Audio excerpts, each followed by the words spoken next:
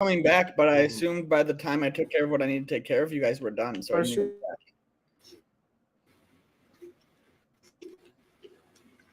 Really?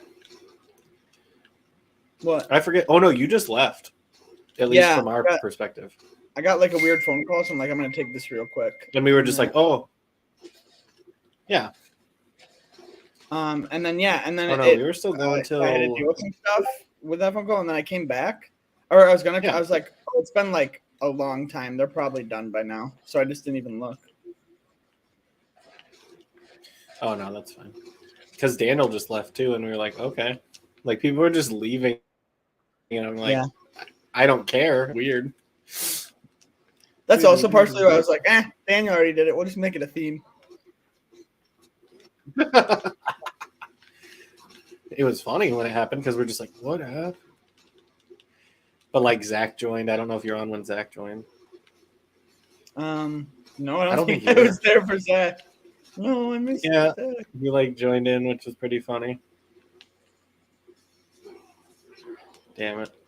I gotta kill him. Yeah, Zach joined. I'm like, man, this is a party. It was one of those random streams where just like everybody ended up joining at some point. Da, da, da, da, da, da. I'm blue, da booty, da boo da. I'm green. I started working on today. I really need to stop because I'm just gonna know way too much about ASNAF. Oh God, what was it? 3 of Out of Context. Oh. Yeah. You're gonna know way too much. I've watched both the episodes now. The one that released and that didn't. It was very, very good stuff.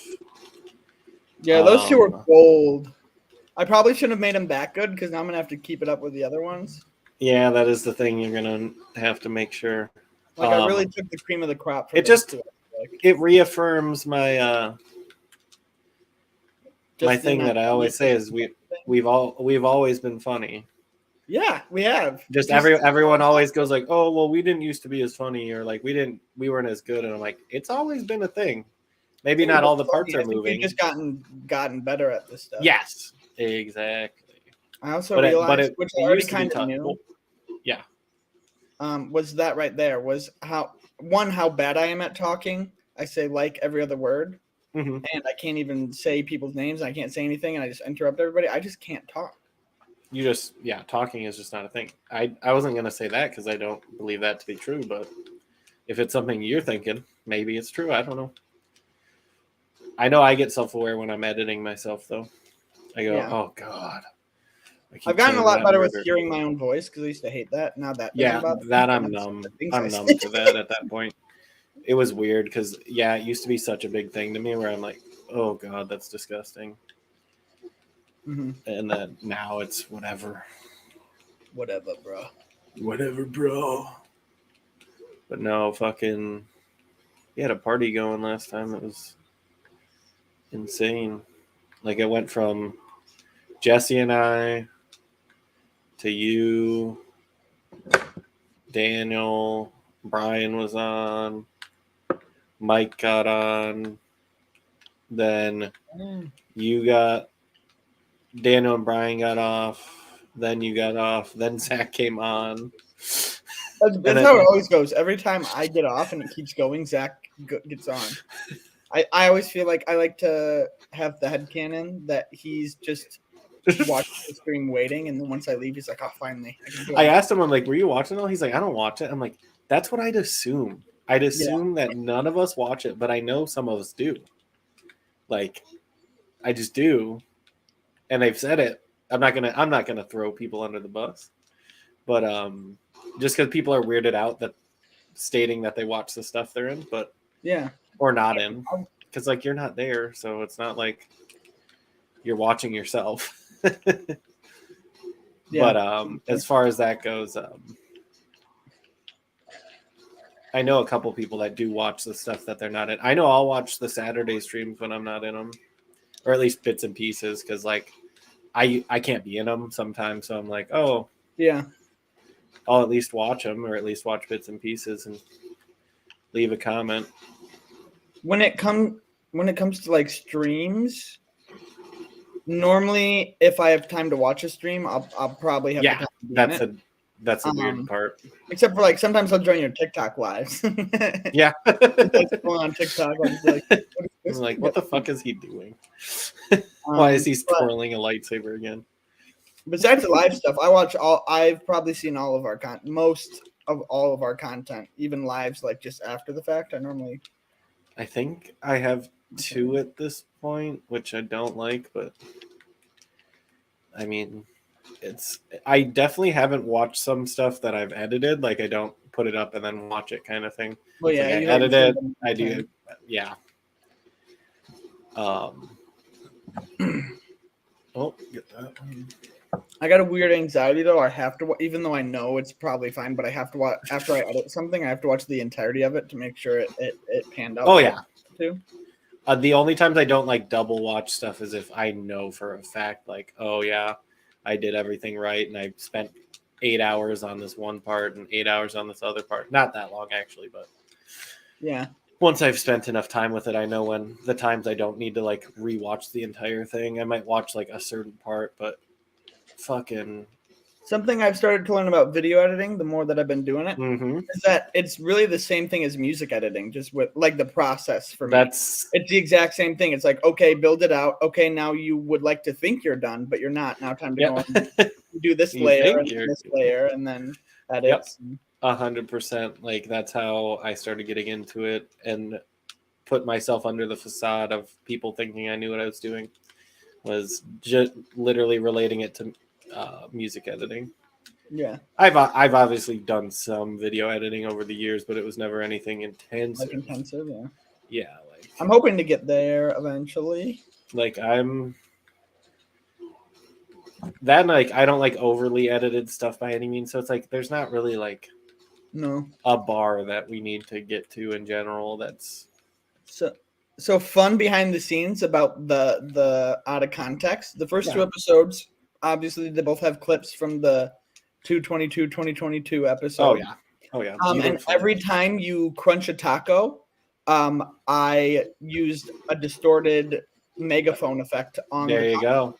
Okay, that's the kind of shit that I would do. Awesome. Yep, and you wouldn't know it unless you know it, but it definitely adds to it when you say something. I heard the crunches, and I was like, I'm like, what the fuck? Like, they're good crunches, and I'm like, they were just naturally that good of crunches, or you did something. And I'm glad that I noticed it because it means you did a good job, kind of thing. Woo! But the crunches, yeah, guys, watch that video if you're following our YouTube. It's the latest video out. It's just a compilation of all our old stuff, and I can't complain about it. It's a beautiful thing. We're gonna be doing it more. Alex might not be the only one doing it, so we don't have to suffer him through that. But I know he is working on the next one. He just stated he did good at it though, so hopefully he doesn't get stuck doing it. I honestly, so it's tedious. Yeah, but I don't mind. That's why I started it because honestly, I don't mind because I'm already watching it all the time, anyways. And then I go, oh, that would be good to. That's my thing. Is I really want us to do some of our like long streams that were, whether it's the Extra Life stream or the. I've got them in the barrel. One. I have them loaded up into projects on my computer. I just haven't like. So many people stated that they watched them live or like just enjoyed them in general. Yeah. But you're not going to sit there and go and watch 8 hours of a live stream. Yeah, but they might watch the abridged. Yes, exactly. Oh, I got flubbed up. I think it'd be really good for our Overwatch content too. Just kind of. Oh yeah. Any streams we have up, we can just check in on them and be like, "What the hell?" Because we do some weird stuff, especially the streams that go longer. Mm-hmm. But I very excited. I realized I say a lot of things. I even said something about milk, blue milk. Yep. Which we literally just worked on. Funny. We just did a video with Star Wars milks where we try all the Star Wars milks. So you guys should definitely check that out too. Yeah. So if you haven't seen any of these videos, go watch them because honestly, they are really fun. But for just so you know what we're talking about, Justin, I'm starting to believe can tell the future. Or I'm just that much of a like. Or he's just thinking 20 steps ahead. I've tried to like elaborate that to you guys. That's why like sometimes I feel like you guys feel like you're out of a loop or something. It's like, no, it's just the way my brain works is like I'm literally thinking like 8 steps ahead. And then when I go to explain myself, you guys are like, what the fuck are you talking about? Like, Justin, that's great and all, but we don't know what you fucking mean, basically. And well, so here's the thing for me is I'm like, oh yeah, Justin thinks ahead. And I'm thinking, oh, he's thinking like, well, 10 steps ahead. And he's actually like 30. yes, And which so is I'm why like, wait, what you're saying is in 10 steps? That seems way too early. Because there's literally us talking about like doing Shrek Fest, and it was like months before Shrek Fest. Like 6 months. Yeah, it was before we even contacted them. It was, we knew it was a thing. It's like, maybe that sounds cool. But I was like, if we get it up, then people can look back and go, what the fuck? Like, all of it is that stuff where also we make content based around jokes and stuff that we kind of know already. It's not like I'm trying to make videos of things that are just topical. It's topical and shit that is entertaining to us. Or like stuff that I know a lot of Star Wars lore. So that's why I'm making hot or not sexy Star Wars videos, determining who's the hottest Star Wars character. Who's hotter, C-3PO, R2-D2? We don't know. That's why we need you guys to check it out on our sequel Nobody Asked For TikTok. It's called Star Wars Nobody Asked For. We have a Pokemon TikTok, Pokemon Nobody Asked For. Check them out. They're fun. There's a lot of voting on them that we end up using in our YouTube videos. We haven't done it too much, but that's because we're trying to accumulate all those votes and stuff like that. But we have the first Star Wars Hot or Not out, and because of you guys, we got our answers on who was hot or not for the first 8 people, or it was the first 8 battles, I think. Mm-hmm. And there's 8 more coming at you, as Zach was rating them last night, because he said he refused to get TikTok because he's just an old man like that. Yep. Which I get, I understand, but that was his stance on that. He's like, I refuse. I'm never going to. Mike, while he was on, though, he started doing it. Yes. And he's like, yeah, I'm voting right now. I'm like, oh, I can tell. I can literally see it. I can see the votes going up and down. But Zach really had a weird perspective and a genuine perspective on things, which I loved. Yeah. Like he'd really get in there with like C-3PO. Like they were talking about like C-3PO and R2-D2 at how good they'd be in the bedroom. Like that was directly where they went right away. Yeah, everybody's always like, "Oh, this one is appealing to the eyes." Click. Or, "Oh, this one's funny." And then Zach's like, let me do some measurements real quick. Well, C-3PO, he's a robot, so he'd last long in bed. So no, his thing was C-3PO's attitude would just be like condescending, sarcastic, and not just like into it. He'd be like, "Oh, that's kind of hot though." Not in the way he was stating it. I was like, I guess wow, Zach's kind of right. Zach's kind of right. Like he just, oh man, C-3PO would be boring. And it made me think a lot about life. I'm not gonna lie. Oh, I can't really see the Symmetra behind these trees. Get out of here, bitch. Symmetra behind the trees. I got stuck behind it. And I was just like, you guys are so weird. And I'm the one who made the videos though, so it's like, yeah. It's like so I'm calling people weird, but we actually watched it live too. Did you? Yeah, because I was like, Zach, I know you're not going to watch this, so let's watch it, and then you can pick out the next 8, like what you would do. Oh my god, I'm getting murked. I'm hitting them. I didn't hit Symmetra the last life, but this life I'm hitting people. They're just not dying. Yeah, we don't have any healers. Oh, yeah, we lost them. That's been, yeah. When I've been playing by myself, since it's just myself and we're not going to do any comps anyway, I've literally been playing road queue. Just because I was like, I'm fucking over this shit. 100%. Over these idiots. Oh! I just got brought to them. Okay, I'm going to have to be healer, which is fucking stupid. Fuck you, Blizzard. Fuck you, Overwatch. Fuck you. It's so stupid. It's so fucking dumb that people can't fucking Like you and I picked first. If you pick first, it's simple logic. Like if you pick first, they're not supposed to change. No, for your shit. Like we did it. Like we were on top of our stuff. Yeah, it's not my fault. Also, support is not that bad of a role to fucking play. I just play it all the time. That's the only reason I don't. Like,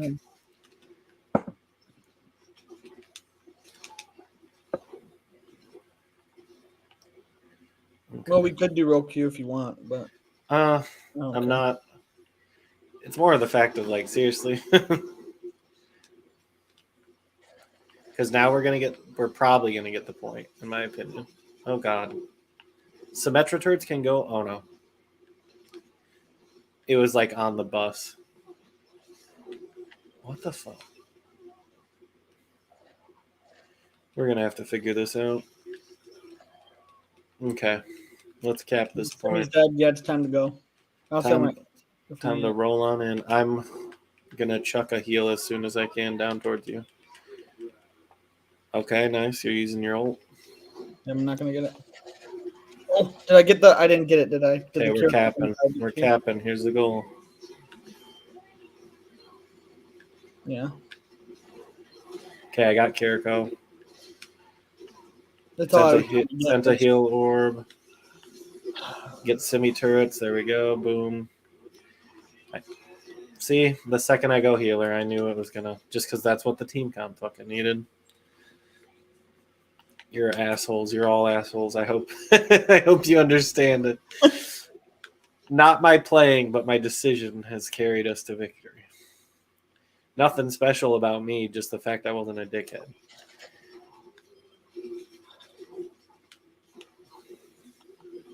Oh my, she doubled up turrets. What an asshole. So stupid in my opinion too. There's so many characters that could kill them both. Mm-hmm. Like I couldn't because I'm Moira, but that's how I feel about like that was just a stupid idea of hers, but we'll deal with it. I do have what the fuck? Get out of here. What the hell? That was bad for me. That's how I feel about playing like characters like Cassidy or Diva. Like I go off when I have good team behind me with those characters, but I can't do anything when I don't like. It doesn't even need to be like super amazingly substantial. It's just got to be more than nothing. Yeah, I don't have more than nothing, so it's just. Yeah, that's what. You eventually have to get to a point where you just can carry with people, and it's way harder, like to do that. But that's like how people truly rank up. Is like, no matter how shitty your team is, once you get good at like so good that you can just carry everyone. Yeah, that's like how you just such a you're playing by yourself. That's how you have to get through the bottom tiers. Yeah, exactly. It's like it's stupid. If you can't carry yourself in the bottom tiers, you probably shouldn't be in the higher tiers. Yes, anyway. Exactly. Like even though you don't play like a bronze tier, you probably play like a silver or a gold, but to get to gold you're gonna have to play like you're in gold or plat, like or diamond. I mean, is it plat? No, plat's after gold. But that's what sucks is, but if you play with a group of people, it's usually easier to play at like a silver or gold yellow and actually rank up. That's why it's all like those damage characters that I play. I can't play without a team playing me. I'm just not that good at them. So I either have to. And it's weird because like it could be someone that you're not necessarily as good at, but I've noticed like at least in other games too, I'll play characters that aren't necessarily my best character, but they do more to the like objectives than shitty players will do. Like I love playing. When I played League, I'd play support, but they can't take objectives. They just like I can do every utility in the world. I can heal everybody, do everything perfect. Does not matter if they can't take a turret because you have to have attack damage to take a turret. That's what I kind of learned about like. Well, one was PC pool, but playing with one of my other friends I used to play with, who I played with him, and he's really good. But I kind of had to learn like playing one in PC pool and like playing heroes I wasn't necessarily good at. Is that the important thing in a lot of cases isn't like, oh, get the team wipe or whatever, or like be super accurate or be the best. Just make moves. You don't have to make a lot of moves. Just you hit the checks. Have to have a big effect on the game. Yeah, type of deal. Well, I kind of forgot I was a healer for a second. Sorry, man. I've had ult for a bit, and I think I'm getting to a spot where it might make sense to use it. So I think on this straightaway, if I can get up this building, holy cow. But like, yeah, you could have an awesome DPS play. Like you could be awesome at DPS, but if you're not able to be DPS and hold a point or do anything objective wise, like I don't want to say pointless. Some of my best games as no, it doesn't matter. Some of my best games as Cassidy too, because I just like Cassidy. I know he's not as good as he used to be. I don't care. I think he's fun to play. And some of my best games recently as Cassidy, trying to just play him more, have been like me only getting like 7 or 8 kills, but having like a super big effect on the game. Yep. You don't. It's not about how much damage you even do. Yeah, certain characters you should be putting out a lot of damage. Like there's just somewhere there's no excuse. But it's like getting their tank out of position at the right time or killing one of their healers at a really necessary time. Yeah. Is way more important. Like when I specifically play like a dive tank, all I look at is like, can I get the healer right now? No, then I'm just staying on the point. Like that's how I specifically play it is I'm just like, if I can knock out Mercy, guess what? I'm jumping on your bitch ass. I'm a monkey man. That's funny. That's the same way I deal with a dive tank, except for one thing. What? My thought process is, can I get the healer right now? No. Okay. Next person. Yeah, I think that is I don't want to say it's a difference. It's definitely a difference. I don't know. It's just definitely a different way that we would look at it. But yeah, it's more of like, is there someone, if healer's down, I'm obviously not caring. Then it's like, oh, I'll check DPS or something. But yeah, I'm literally waiting for the golden moment to just take out the healer. Then if I'm out of position and I'm like, I could kill one more guy, come back. Like I'm all about that, tickling them and jumping back, tickling them, jumping back. Something I learned about having, because we just haven't had 2 great healers a lot of time. A lot of times we have 1 great healer, like if we're playing like the 3 of us or whatever. Yeah. But we just don't have enough people. Something I've learned about playing with a couple of my other friends are just the scenarios where I do get 2 great healers is that I can play tank like a tank, because I always get afraid and I want to jump off a point. But then I just stand strong in a couple scenarios, and then I think I'm gonna die, and then I don't. And then you don't. Oh my God, that was a big thing when I played League and I was support. I was like, stay in the fucking fight, and they'll be like, but I'm gonna die, and I'm like, no, you're not. Yeah. Like I will make sure you do not die. Like I will do everything in the world. And they're like, okay, I guess. And then when they built that trust up with me, then it was like, holy shit, we're never gonna lose. Yeah, that was me and the one from the other day, because I'm like, I knew he was really. So it wasn't even that I knew he was a good healer. I just know he's like way better at the game than I am. Yeah, he's playing healer, and I was like, okay, cool, we'll do this. And then I was like, holy shit. Yeah. Yep. I was like, I'm alive. 100% more about communicating and actually like following through on it. Like as long as he goes, I'm gonna heal you, and he does it, it's gonna fucking happen. But the second like it's not a thing, like when there's 2 good healers too, and you can pocket like 2 fucking tanks or something, it's like crazy funny. It's crazy annoying too to deal with when you don't have that, because that's what World Q literally is supposed to be, especially World Q in competitive, especially on PC pool. It's like a completely different game, which is what it's supposed. That's what it's supposed to be. But it's just funny how different it feels to play that style. Oh God. There we go. Okay, awesome. No, I think you were playing Zen one day and I was playing someone else, and we just were pocketing both the tanks. And it wasn't even on purpose. It was just like, oh, you happen to be healing one more than the other one, and I was healing one more than the other one. And it was just hilarious because it was like, neither of our tanks are going to die. Yeah, I know. But that's why I like Zen when he's not the solo healer, though. Because when he's solo hero or healer, it's rough. It's really rough. He's not a good healer. at all. I He's just not utility, but he's probably healing wise. He's probably the worst in the game. for everyone watching the stream, if you just saw me stand in front of the bastion and revive someone and him just not try to kill me. And me, yeah, that was great. That was me too. And I was like, okay, bye. Oof.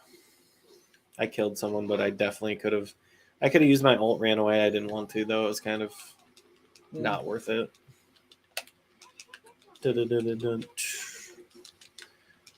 Yeah, there's some people where I like to use ultimate like right away, no matter when I get it, because I just get it so frequently. Yeah. It's like it makes more sense to do 4 ultimates in a game rather than hold on to it. And then there's some I'm like, I need to be specific with it.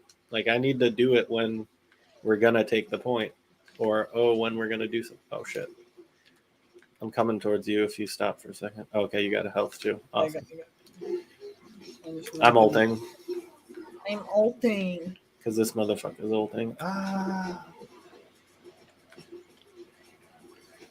Easy mode. Seriously? Oh my god. I'm just. Uh-oh. No, don't die. Oh, it only does damage on the ground. Cool. Oh, I didn't know that. That was stupid then for everyone else. Even worse than I thought it was. Yeah. Appreciate everybody tuning in for this stream. We don't know who's watching, but we see that everyone's watching, and it's really cool. I appreciate it every time. Fuck. I missed the bomb. That would have been it. That's okay. Well, I killed him, and there we go. Oh, shit. That's been my number one thing I've been practicing with Mercy is, can I battle Mercy? Or when to battle Mercy, basically. Battle Mercy. When to not and when to. Like right now, their Mercy is running from me, and then I'm just going to go back to the team. Oh. They're nowhere near point, so cool. Yeah. I've been trying. That's why I was like, I'll come around the corner in case one sneaks around, but no, I'm not even healing anyone. I'm just shooting at them like, hey, come chase me. I got the Mercy to chase me. I was like, you're an idiot. Come chase me.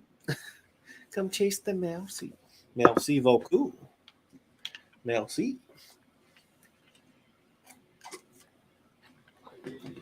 That would have been super cringe. Is she French? Whom? Mercy. Mm-mm. Because if she was, that would have been extremely like cringy. Because all the characters are like world based, aren't they? Like they're all from different countries or something. Parts of the world, kind of. Yeah. Okay. They're from fake parts of the real world. Yeah. But they're all like somewhat based off of real places. Yes. So. Yeah, if Mercy would have been like, I'm Merci. My last name is Voku. It would have just been like, please stop. Don't do that. Please just don't.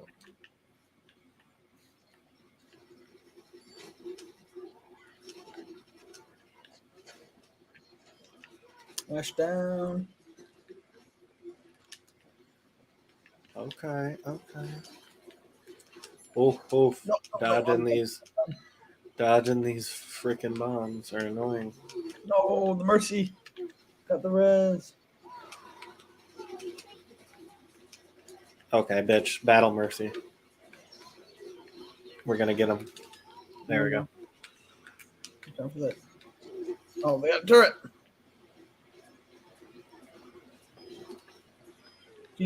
He was standing right behind it, and then once it destroyed the turret, he just didn't move. Oh, junkie. Yeah. Oh, he's running away. Screw him. Goodbye. Oof. I almost died there. Junklet. They're all French.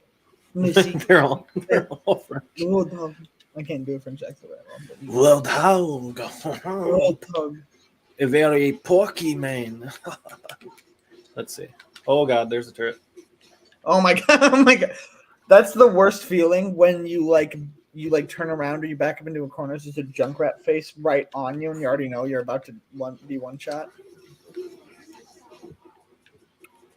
I did not know he was there.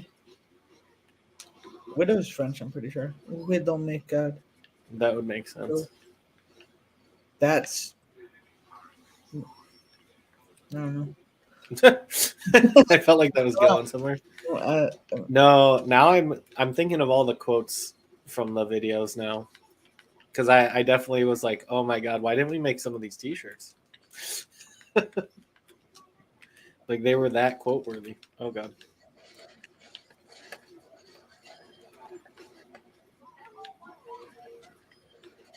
Woo, woo, There we go. Get the damage up. Let's go. Okay, I'm gonna hop over there though. I'm coming back. Oh god, fire in the hole. Oh no, I just jumped off the ledge. I tried to go across and then they basically went around the corner.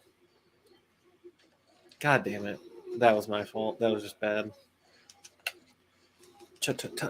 Yeah, well, not that it was really anyone's fault, but no one was watching the point, so they got No, that's the thing is I went to it's basically good to push like that, but you got to be aware of what's going on, and like you can't just. Oh yeah, you can do the choke points and shit. It's just you have to have a way back.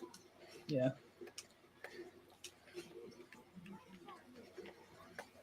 Oh my god! I swear to God, I fell off. They shot me off again. Good lord. Junkie's dead. That's game. Oh, I'm just trapped. I thought I got hit. Okay. Yep. Thank God. I got carried in that last part. I literally fell off twice. Oh no, it's closing me in. No. I'm locked in here with all the basketballs. What am I gonna do? I'm gonna have to eat those for sustenance. Yummy. You ever eat a basketball? Yeah. Oh yeah? Humpy. What are they? No, I was making a reference. I forget what the reference was. You said it was. You know, in other humpy? countries they eat camel. Oh, camel. I don't eat camel. I think it's too humpy. And you know what's even weirder? I brought up camels last night on the stream.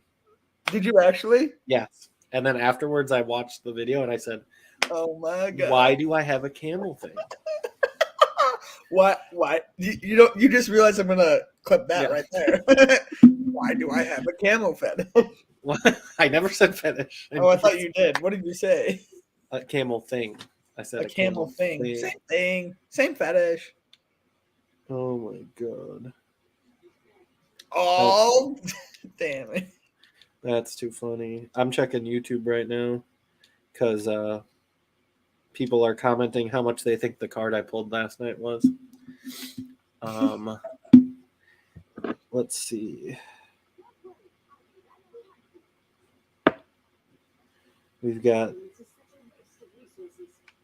$155, $4, or $30. They think. We'll have to see. I'll put the answer eventually. $50 of the answer. For those of you that don't know, I pulled the VMAX Espeon, which in reality is not that rare of a card, but it is pretty dang cool. Like of all the evolution cards, that one's definitely a good one. And I don't love Espeon that much. I don't want to talk about it. Yeah, we're not going to get into that. Umbreon's my favorite. And what happened? Umbreon's the most expensive card. Weird. It's for all the edgelords out there, though. Yeah. I mean, Umbreon's cool. You know who else is an edgelord? Ultron?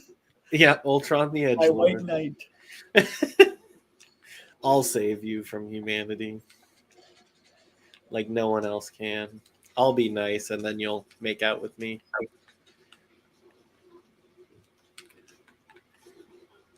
I love how the good guys finish last, people. Like, oh, those so annoying.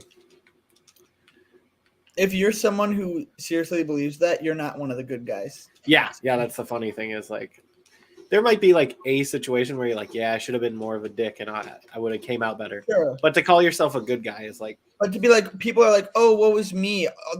All the bad guys get the girl. They'd never go for a good guy like me. No, you're just. And it doesn't even need to be about relationships or anything. It can be about anything. Anything. There are definitely times I've been like, I should have been more of a dick in that situation. Yeah, for sure. Because then, I don't want to say I would have gotten my way better, but like my statement would have been more clear. Yeah, did. like Yeah, you shouldn't have been a pushover, but you're trying to be Yes. nice. exactly. But sometimes you got to stand your ground. It's hard to know sometimes when you should. And I've had situations where I'm like, this is a situation I should stand my ground. Yeah. And then after the fact, I'm like, I should just shut the fuck up. I should have just been the nice guy. Like that was I misread the situation.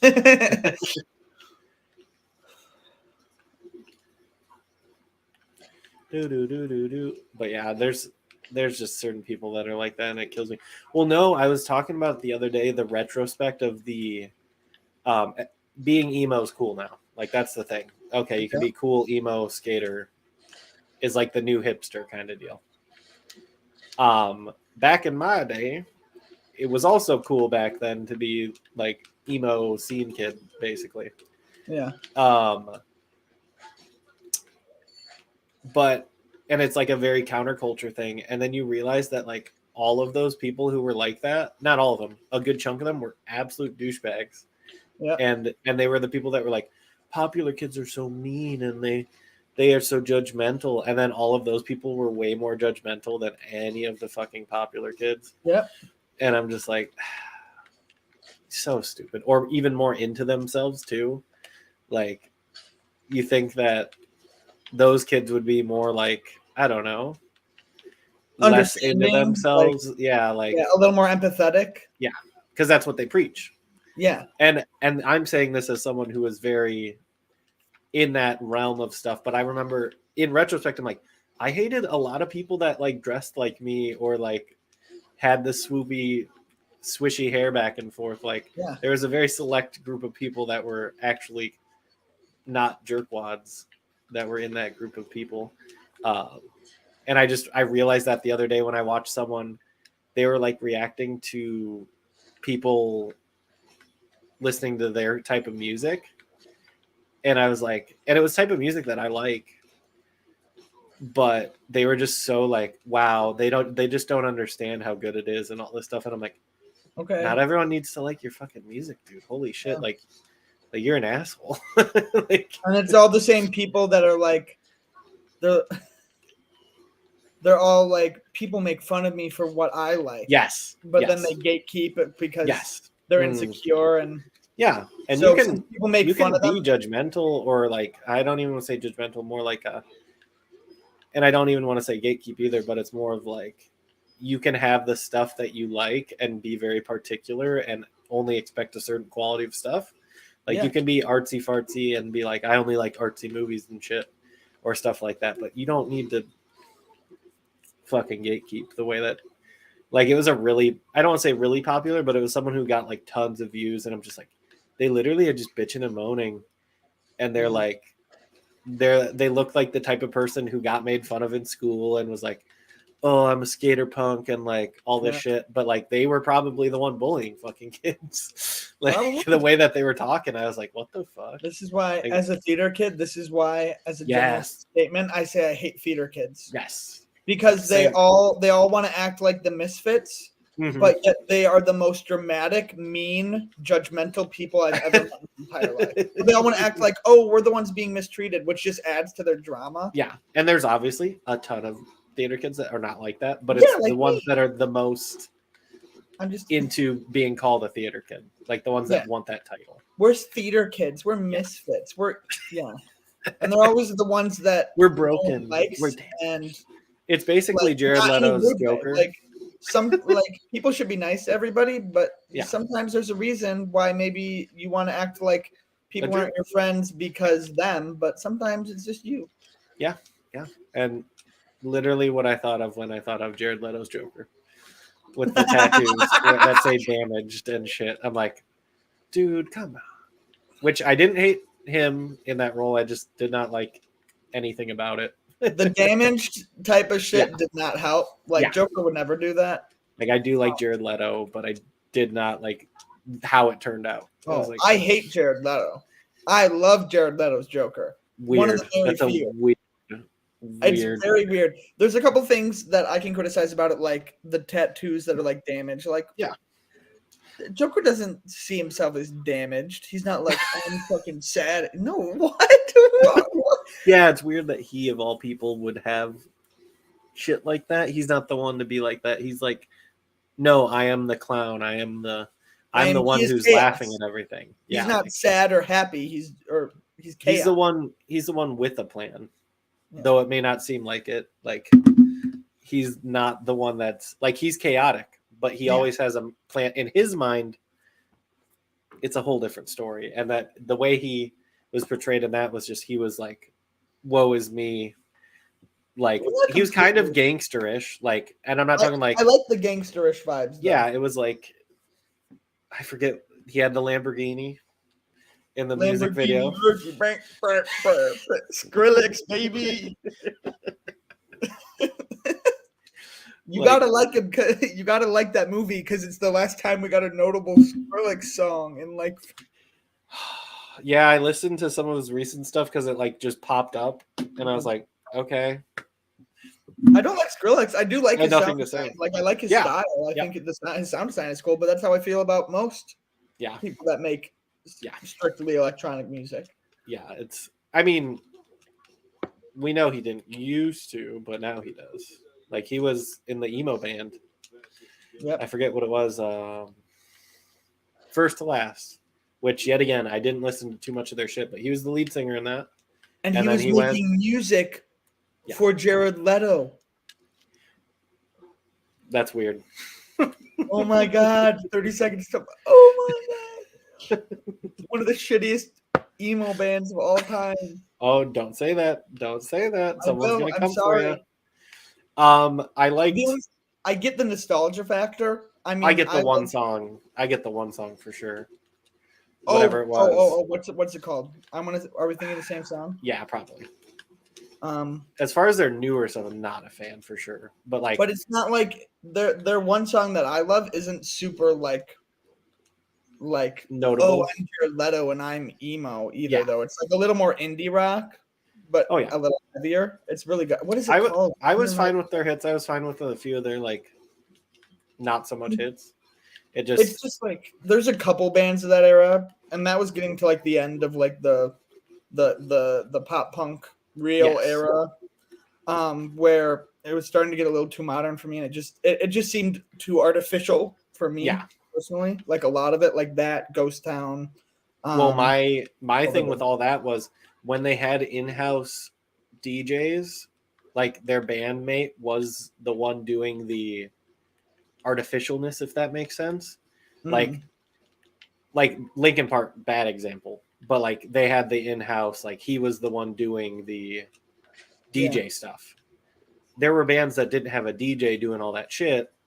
It was just like, where's this coming from? Like, who's playing the weird orchestral sound that's doing this like shit that's not live? Like I had a big issue with a lot of that stuff. But there were some bands, i.e., I'm sure you don't love them, but I like Slipknot. They have an in-house DJ. Yeah, he does all their DJ shit. So I go, whenever they do something that's like a weird sound effect or something, I go, cool. One of the members in the band performs that. Like they actually press play at the certain time and they like do the modulations on it, whatever they do. Like he actually DJ scratches. Like he does that stuff. And it sounds way better, in my opinion, and authentic instead of they went into a studio and had somebody else make like a backing track, basically. Yeah. And there was a period of time where like everyone had an orchestra like in their songs. And I'm just like, why? Because it brings me back to another conversation we've had multiple times, but I think of like the first Panic at the Disco album, which I love that album personally. Well, okay, wait a minute. Did we talk about since they finally made their announcement?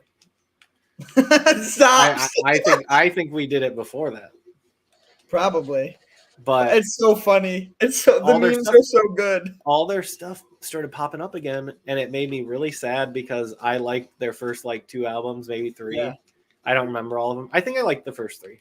3 was the biggest departure from their original stuff, and it sounds it. In my opinion, it was the most. Yeah, it was getting more poppy, but it was still good. Exactly, and then it just kept going. And I like a few of their newer songs. Like I don't love them, but I do think they're like listenable and I love They're just Brendan not. Urie's voice. Now we're Yes. not gonna Yeah. disconnect the words voice from Brendan Urie because Brendan Yes. Urie is not a very good person, allegedly. Yes. As of late, he has had some Not great accusations stuff. and But I mean, I'm also of the opinion that anyone with that amount of fame and money, no matter how good of a person they are, they're not a good person. Yeah. Um, There's a point in which you there's can't a be. yeah. At least the light's on you in a different way too. It There's also shines. There's bad people everywhere. Honestly, there's two options and how that works in my opinion. One, you were always a bad person and now there's just being a light shined on you, and two, the power and fame has corrupted you. Yes. And so you were a good person probably at one point, and but you have money and power and you can do what you want, and now you do some questionable things because you can't. Yeah, it's what happens. You can get away with it and you can pay for it. And fuck. But I basically it put back into my feed. They're like, my favorite album by them is Pretty Odd, and it just is. I love Pretty Odd. And I love any music that sounds happy and still makes me want to crawl in a hole and die. Yeah. So yeah, I like both, and I like the inverse of that, which is it sounds sad, but the lyrics are very happy, because then it's almost yet the same situation of just like it's not ironic, but just it's tongue in cheek basically. And I love both vibes of that, but it like showed me a couple of their live performances. And it was very sad to see because I was like, they only had that for like 2.5 albums. Yeah. And I really like Ryan Ross, I think was his name. Yeah. He was the other vocalist. Always been a fan, but then I saw like stuff of their live. I never really watched their live stuff. And then them doing like harmonies and shit just like killed me. I was like, that was so good. Like, why? I mean, they quote unquote broke up really early. Yeah, 100%. And not that the band. So the band wasn't like, if you want to take it like you listen to Brendan Urie's voice and like the guitar playing and everything did not match what is Brendan Urie's voice, which again, his voice, not him as a person, his voice is probably the best male pop vocals of our age. Yes. By a doubt. In my opinion, he's the best male and Demi Lovato is the best female. Again, it doesn't matter what you think about those people. Yeah. Their voices are ridiculous and incredible, and I don't understand. Yeah, the people that were bitching like, oh, he sucked, like his voice has gone a bit for sure. Well, when like you that was sing a like big he thing. does for years, that's what happens to your voice. You can't just belt notes that high. Yeah, as a guy, he was very frivolous with his and have no effect on your voice. Consistently touring and like never really taking a break. Which, no, and the way he sings is very straining. Like he's not like a Michael Bublé like singing softly and such. He's belting. He's doing all the fun stuff. The vibrato in his voice is ridiculous, and I'm sure it fucking takes its toll. But like, just seeing them, because they left because of creative differences, and it was because they literally wanted to go two complete different directions, which was Brendan wanted to go more poppy, and then the other two members that left wanted to go literally make like Beatles-esque Baroque pop type stuff. And they made the wrong choice. I agree and I disagree. I think that if Brendan would have continued with them, that they would have kept making even better music. Yes. But yeah, as far as like them making money and stuff, they made the wrong choice for sure. Brendan Urie made the right choice in success. Mm-hmm. If that's what you call success, I guess. That's the thing is like I understand why they made it, but they were too early of a band to kind of say we're too good for that kind of thing. Yeah. Like once you've made the rounds and shit and you've been successful for a while, like then make choices like that. Like you'll have stability in like your career and shit. But like they just literally too early made that rational decision of I don't want to go as poppy.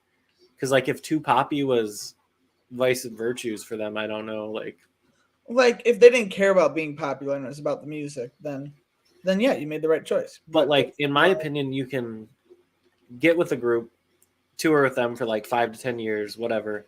Then you can start doing solo projects. You can start doing other bands that won't detract from your main project because there'll be so much money in that main project that you can. Yeah, yes, but I don't money. Yes, but Yes. I have to say, even like when they were still a full band to make these albums, nobody knew who anybody was but Brendan Urie. Still.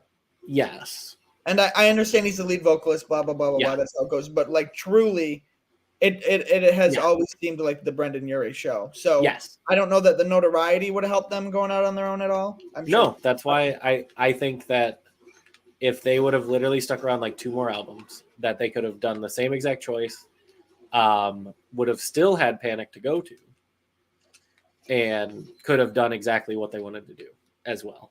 Like, I think they literally just were jumping the gun of, because I don't know, I'll bring up Slipknot again. He's had like 4 other bands, none of which will ever make as much money or be as popular, but he gets his shits and giggles out on the side. I only like one of the like 4 bands.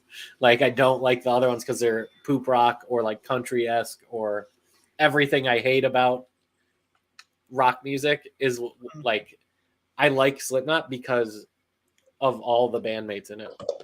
Yeah. Like the main guitarist is a jazz guitarist. Like when he's not playing metal music, he's like, I'm going to play my jazz music and be chill on the side. Like all of them have other interests that aren't just metal. Because I hate people that are just into metal. Like I think that ends up being the most poopy. It's so bad. And then that's why I personally like them, because they all bring in influences of other shit. Mm-hmm. All of their side projects are just them making music with people who only like metal. And it's like you're literally, what are you offering now? Like you were good because you introduced hip hop. You introduced other things that are like not shitty metal. And now they're still going strong, in my opinion. They're still popular, blah, blah, blah. They're making music that's different. But that's just because I keep up with them. But but then they tour with like Metallica and shit. Like they've made it. They're never gonna need money. They're never gonna need anything. They can do all the side projects, blah blah blah. Exactly. And I'm like, that's what Panic should have done, in my opinion, is stayed together, roughed it out, had their differences, but like, because the songwriting that Ryan Ross had was so good. It was so fucking good. But here's the thing, and it's not to say Brendan's was bad. It's just, well, that's what. So it was collaborative with 21 Pilots. Josh, the drummer, was not originally part of the band. Mm-hmm. He had a drummer and a bass player that he went to college with. Tyler did originally, and that's their self-titled album was what that was. Yeah. And the drummer, both the drummer and the bassist were like we don't have time for this. We want to focus on school and other things. Blah blah blah blah blah. But their drummer is still like their tour manager, not their tour manager, but he's very heavily involved. Yeah. In the background stuff. Yeah, because they never broke that tie. Yeah, and it's been super great because the music is better for it. But that's the thing about that they should have done with Panic at the Disco, because like Ross and the others, they even from the beginning, like the first album, they got an 8th grader. They paid an 8th grader to come play single notes on a cello because they couldn't afford anything else. And they wanted cello. But like from the beginning, their music was not heavily centralized on like having a full band setup. No. So you would have stayed on as like a writer or a manager or anything. Honestly, anything. Part of the band, but just. Yeah, I think it was because. I don't want to say it was ego. It was more of adolescence, in my opinion, of just like thinking that they needed to be more than what they were. Yeah. When in reality, they could have been much more than they ever were if they would have stuck with it. Because, oh my God, like I've listened to when they branched off, and it was too Beatlesy. It was literally, they needed Brendan to like pull them back, and then Brendan needed them to pull them in a different direction. They needed to meet in the middle. Instead, you got the full rubber band effect of going the opposite way. And it made me sad because just their harmonies and shit. And then everyone in the band was adequate at playing their instrument, being lively, being in the performance, and like, just all together. It was like, this is not a bad, like, for being a pop band, this is not a bad band whatsoever. It's like very rock band central. No, it's good to, a lot of people like to view it as like a punk or an emo band that was too poppy. I like it to view it as a pop band that was doing something different. And in that perspective, they're fantastic. Oh, and maybe it's just because that was my childhood, but yeah, like that's the thing, was I was at an age where it was like I had more of a choice of like, do I like this band or not? It wasn't like no one in my social group was like pro Panic at all. It was totally like I had the decision of, do I like them? Do I not like them? And I liked them, and I was like, okay, cool. Fall Out Boy, same thing. I'm not going to get into Fall Out Boy because I'm not a fan. I love their first stuff, and I don't like any of their Imagine Dragons type stuff now. With every single person that's into the exact bands I grew up with also loves Fall Out Boy, and for some reason I'm not. No, it's because they took the Imagine Dragons route. They still can perform, and they still are good at playing instruments and blah, blah, blah, and good at singing. Yeah, but they went for arena rock. They went for this weird arena rock sound that I just radioactive. Yeah, but I like, you want to blame them, but at the same time, that is the most popular music they've ever done. It is. They had public recognition though. Like they did, and they had really big hits. But like songs, they were like in video games and stuff though too. Like where, in my opinion, that's what I don't want to say it's why you made it, but that makes you at a place of like, if you're in like a Guitar Hero game or something, like that means like you are classic in a sense, because every cliche classic song is on there. But there's also some really shit on Guitar Hero, especially the first couple, because they didn't have money for all the songs they wanted. Yeah, but they were on. I think they were on like later ones, in my opinion, or not my opinion, but like from my recollection. Like, I'm not. Yeah, well, some of those songs were giant, but I'm saying like Century, was on the radio every day for like 4 years. I don't even. I'm sure I've heard it. Something dust in the gold, but you will remember me. You don't remember that song? Oh, for Century. Yeah. That one, and then Uma Thurman. I do know which one. Yeah, those unfortunately, those are like ridiculously popular. Yeah, but it's also because yet again they appeal to younger generations, and that's what makes music popular, in my opinion. Thanks for the memories appealed to my youngness. My youngness was just but sad. There was actual. Yeah. Like you can go back and listen to that and go, oh, cool, there was a cool guitar part, or oh, cool, there was a cool drum part. If you go back and listen to like Centuries and shit, you go, oh, there's this really overly produced drum track. Cool. Like the melody's good, and and like the pop parts of it are good, but it's like the soul of it is absolutely gone. And I there's some bands who've done the opposite, where they start off really poppy and then they get good, in my opinion. I don't think it's music for kids. I think it's actually music for parents. Yes. The way I feel it, because for me, some of my favorite songs, like in my adolescence, like 12 through 14, was like what do you call it? I Write Sins Not Tragedies, because he said the F word. No, that's not the only reason I like that song, obviously, but like it felt wrong to be listening to it. Like when my one. I had one singular emo-like friend and no one else. And yo, what's up, Made for Fortnite? What's up? How's it going? Just noticed that you said hello. Hello. Sorry, you gotta go. Oh, sorry about that. Talk to you later. we would have stayed and chatted, but if you gotta go, man, I get it. Appreciate you though. Ooh. Bye, Fortnite. I just like the idea of that. They heard us talking about fucking Fall Out Boy, and we're like, never mind, bye. I don't want to watch you anymore. Yet again, if you listen to any of these bands that we're making fun of, like, cool. I also see the good parts of them. I'm not like, it's just not for. It's personal preference. It's not for me, and like, and when I say, oh, there's no soul in it, it's because the soul that I look for, the things, everybody looks for music and different things. Some people go, oh, I really like that bass part. Some people go, wait, there was a bass in this song? Like, what is bass guitar? What does that even mean? Oh, God, I just used my ult and 2 people got smacked. Hello, it's a bass. I am reviving you, but we'll see. Oof. I don't know what's going on.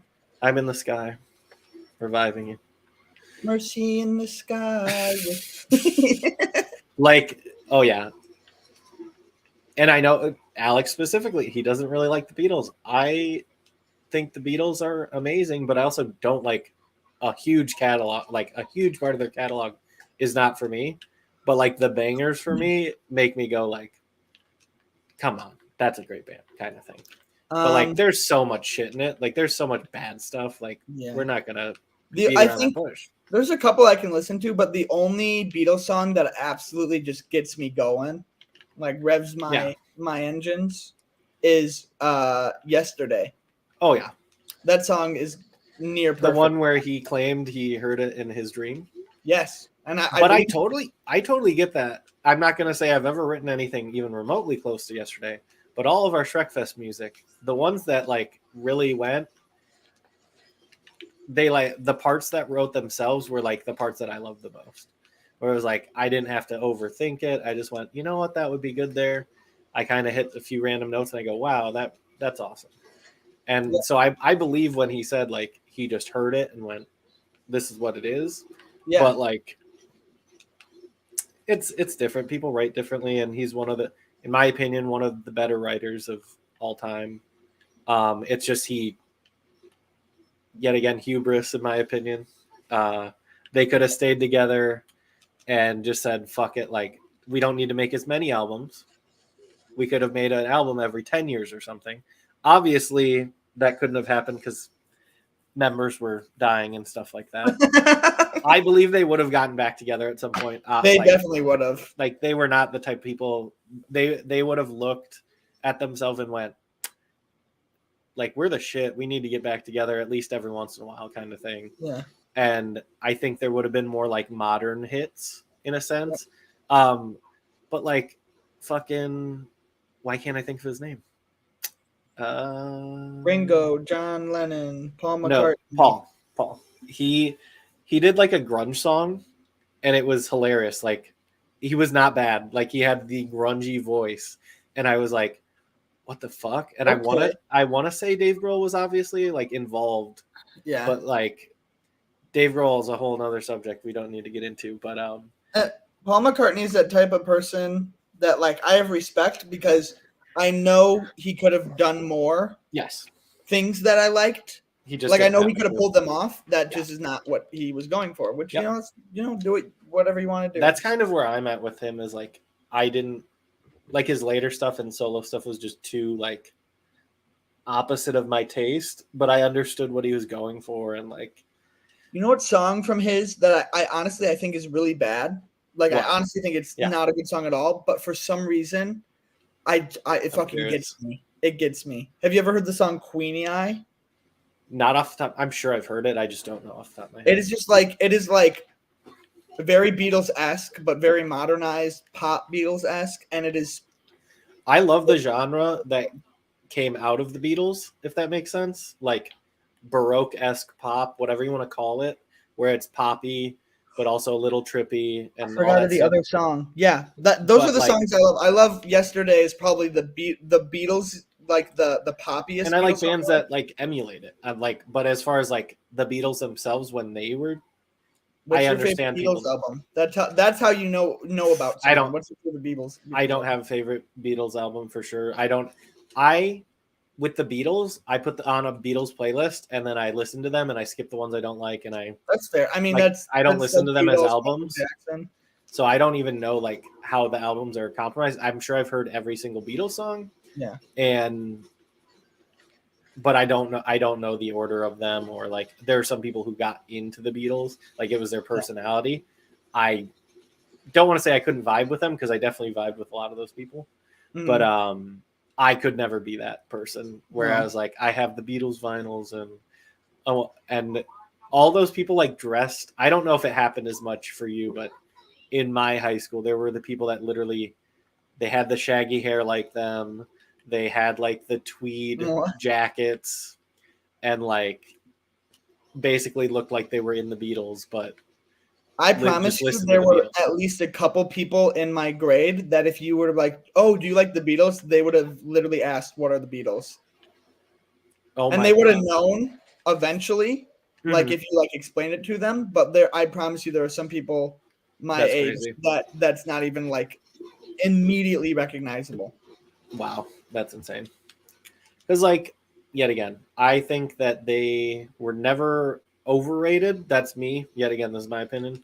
I don't think they were ever overrated. Do I think that they like could do no wrong? That I don't believe. Like they could definitely fuck up. Like I think they were overrated, but I think they're overrated by the public. Yes. And well rated by the media. Yeah. Like I don't. Zach and I were talking about the special the Beatles are the best band that have ever existed. Yeah. I'm sick of hearing that all the time. Yeah. I have a lot of respect for them and what they did and what they did. For me, they're top 10. For me, they're top 10, and it's not even because I enjoy. I could go a year without listening to a single Beatles song, but the fact that they existed and did what they did, they're in my top 10. But like Zach and I were talking about the documentary that they released recently, which in my opinion, great documentary, because it literally was like you saw their process, and you also go like, they're not doing anything that crazy. This is literally like any other band. And it was nice to have that veil kind of like taken off of like, they're not sitting down and just perfectly writing something or not bickering with each other. Like that was definitely happening. Like it was just very real. And you're like, this is how a lot of bands just are. And the fact that they got what they got was awesome. And you got to see like the drummer's perspective, which was hilarious because he's just like chilling and he's like, I don't care what you guys are talking about. Just tell me what to do. Yeah. And like, it was just so funny because I saw parallels of any time I've been in a band or like have written stuff or just been in a collaborative process where I'm like, I relate to this person in this situation. Oh, I relate to that person. Oh, cool. That person's just being an asshole. Like you can just tell. And then George just got the shittiest end of every stick, in my opinion. He would bring up an idea and just like, shut up, George. Nobody gives a fuck. He could bring up an idea and they'd be like, shut up, George, you're an idiot. And then 10 minutes later go, oh, you know what would be a good idea? And it could literally be the exact idea. They just hated that guy. He was a punching bag. Well, that and like, yet again, though, he was never going to write the best song, but he was always going to write like the best riffs. Like he was a great guitarist. He was not a great writer. And like some of their better riffs are stuff he made. But guess what? The song wasn't made by him. Like the core of the song, he never, like when he went solo, I listened to some of the stuff. Guitar riffs, great. Vocals, like melodies, Overall song structure was just like the same riff over and over again. Like he needed them to say, yeah, we're only going to do that riff like 3 times. Like don't keep fucking doing it the entire song. Yeah. Like it's fucking annoying kind of thing. It was just a balancing act that I found very interesting because I'm like, that's what it means to be in a collaborative group. Like you don't always get your fucking way. And you know, if you're in a band and that's not the case, what's the point of being with a band? Yeah, then you should just be solo. Then you should literally be solo. Like if you're just gonna either like not bring be a yes man or just not agree with and shut down everything everybody says, well, there's no point in collaborating with anyone. You're just hurting everybody. And I think anyone going into being in a collaborative process should know that. And like when you don't agree with people, you go, fuck, that sucks. But like you're also in the band with the people for certain reasons. So it's like sometimes, you know, especially that I've had to learn and I still try and learn is that I'm a I don't know how to put it. Some I don't want to say people stubborn. say I'm a dreamer, but I'm not the only. Dum, dum, dum, dum, dum. I don't know how to say it. Not stubborn, but like I'm very like headstrong when it comes to You like stand my your ground. creativity. So sometimes I have this idea and I think it's a great idea, and maybe it is, but sometimes it comes down to a decision where it's like not, oh, this is the better option. It comes down to a stylistic thing. Yeah. And then you have arguments about it. So it's not better, it's just this Different way or this difference or that difference. And sometimes you just kind of you gotta let it go and just let it be what it is and just let let it the be. breathe. Let it Oh be. my god. I did it on purpose. Yeah, sure. No, but Revolver, best Beatles album, in my opinion. One album I can listen to from front to back. Eleanor Rigby. Yes, Revolver is good. That it's one of the few that I actually like know the songs are on that album, like with the corresponding things. And the orchestration, the writing. And my biggest thing will always be the time in which they did it. Not because it's like, oh man, they wrote stuff that like today would be good or anything like that. It's more of you saw the other bands at that time and they weren't necessarily doing the poppy thing the right way. Like they were going like too like basic, just like the cowboy chords. Like they're all just strumming the cowboy chords, and that was all. Like they were actually putting intricacies into pop music, and I like that a lot. But it was yet again because they didn't settle for shit. They were fucking arguing till the last fucking moment. Yeah, for real though. But I think the thing is like also some people love like all their poppy type stuff, like just strumming. I think it's boring. And then some people, the other people are all like Sgt. Pepper's their best album. They did drugs and they got experimental and it's so good. My opinion is Revolver's the best because they weren't super poppy, but they weren't like when you're nothing but experimental or nothing but technical or nothing but like we're doing this crazy thing. Well, then it's also devoid of all life, just like the scrummy pop stuff is. It's the same thing, just on the opposite side of the spectrum. Yeah, yeah. Because you can be the best fucking guitar player ever, but if the band sucks or if you don't write good fucking solos or something, but you can just like complicated and weird is not always better. Yeah. It can elevate. It needs context, but yeah, and that's kind of why I like. I believe that some of the more successful movies, stuff like that, that's why indie movies are some people's like more favorite movies, because the people that are developing them and the people who are giving them the deadlines and stuff like that are more into that media. Whereas like you get the really big Marvels and shit, or like when they didn't have direction and they didn't have Kevin Feige, that then you get the DC where it's all the people going like, not that I don't want to say Marvel's perfect by any means. I'm not even gonna try to say that because it's just not true. But Marvel's great, and Marvel's a great thing. And people that try to deny it because it's oversaturated, and when anything gets oversaturated or too popular, people like to shit on it a bunch. Yeah, exactly. It's all counterculture, and I'm just you don't need to like every Marvel movie. I love indie films, and I love indie films for what they are, and I appreciate what they are, and I do appreciate the fact that they're not this big thing. But that doesn't mean we have to hate on the big things just for being big. You know?